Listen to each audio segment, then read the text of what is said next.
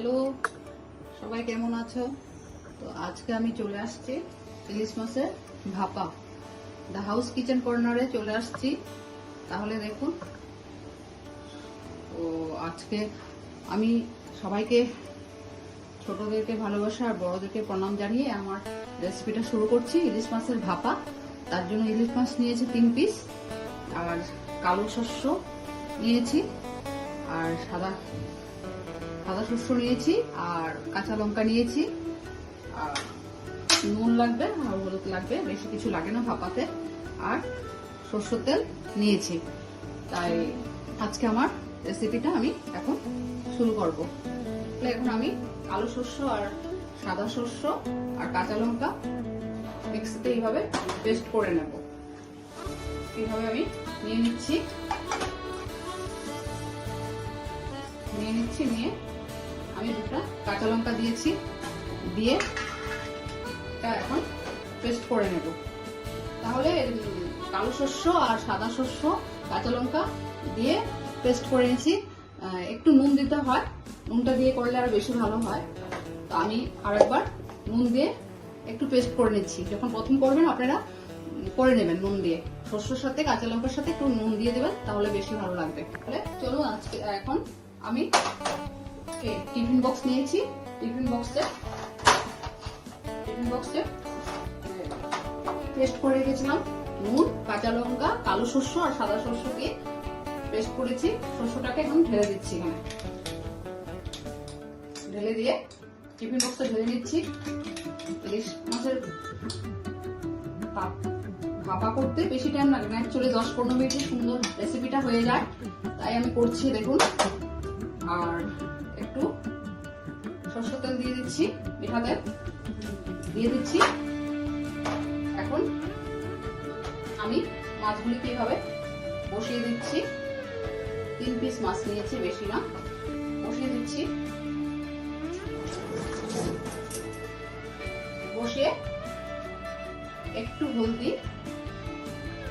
দিচ্ছি আর একটু নুন দিচ্ছি, কারণ নুনটা তো বললামই শস্য দেওয়ার সময় টেস্ট করেছি একটু, তার জন্য একটুই দিচ্ছি, বুঝে দেবেন আপনারা। আর একটু কাশ্মীরি কালার মরিচ দিচ্ছি, দিয়ে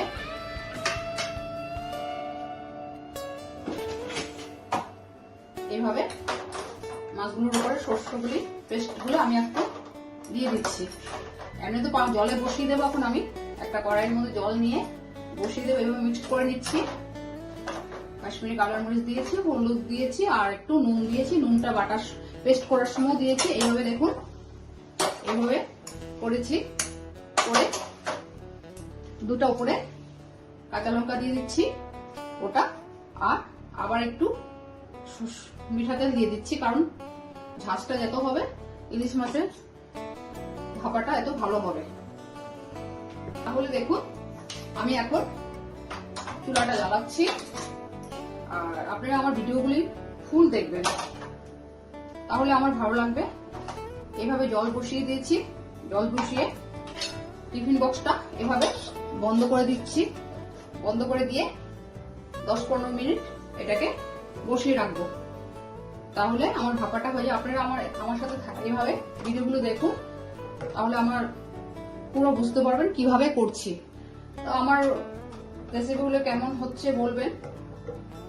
এইভাবে আমি বসিয়ে রেখেছি জলের মধ্যে। ইলিশ মাছের ভাপা করতে বেশি টাইম লাগে না। ইলিশ মাছ অ্যাকচুয়ালি তো অনেক নরম, সফট, তার জন্য বেশি টাইম লাগে না, চট করে হয়ে যায়। এভাবে বসিয়ে রেখেছি। রেখে আমি 15-10 মিনিট পরে আমি আবার খুলবো। দেখুন, এখন আমি এইভাবে ঢাকাটা তুলে নিচ্ছি। ছোট স্টিম দিতে হবে, নাহলে টিফিন বক্সে জল ঢুকে যাবে, অনেক জল।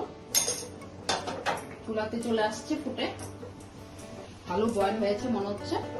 তাই এটা ইলিশ মাছের ভাপা। আমি এভাবে কড়াইয়ের থেকে ঢাকনাটা খুলে টিফিন বক্সটা উঠিয়ে নিচ্ছি। গ্যাসটা বন্ধ করে দিলাম, টিফিন বক্সটা উঠিয়ে নিলাম। উঠিয়ে নিয়ে এখন আমি খুলে জিনিসটা দেখাচ্ছি কেমন হয়েছে। তাহলে তুলে নিয়েছি কড়াই থেকে নিয়ে এখন আমি একটা পাত্রে প্লেটে ঢেলে নিচ্ছি। দেখুন ভাপাটা হয়ে গেছে।